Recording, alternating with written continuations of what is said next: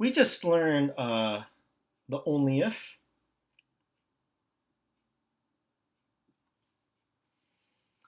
The next form of the conditional I'm going to teach is, I call it switch.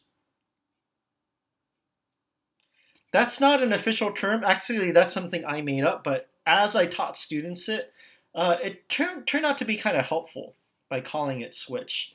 So this is going to be another way in which we say if P then Q, okay? But it's switched, but it's only switched if the if is in the middle. So let's say I write something like this. Q if P, okay? And the idea I'm getting at is that Q if P, where the if is in the middle, means the same thing as if P then Q. Okay. Don't believe me? Well, let's look at our English sentences.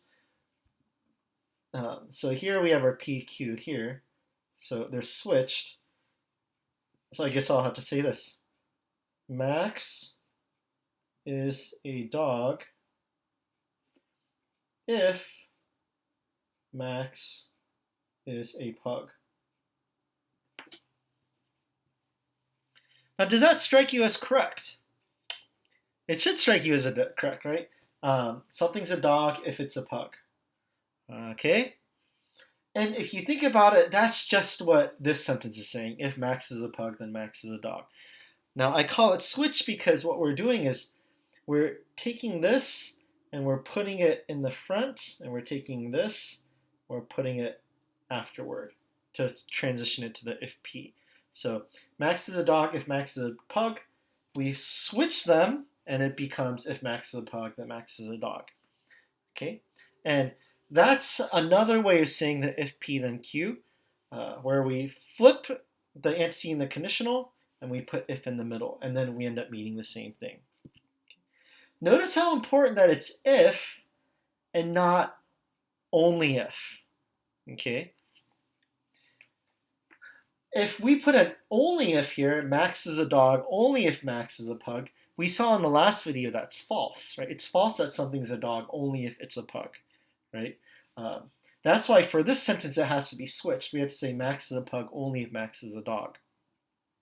Okay, so here's the funny thing. Max is a dog if Max is a pug means the same thing as Max is a pug only if Max is a dog, which means the same thing as if Max is a pug, then Max is a dog. So each of these three mean the same thing, but if you're not using only if and you're using if instead, then you gotta switch these two to keep the truth, keep it as a true statement.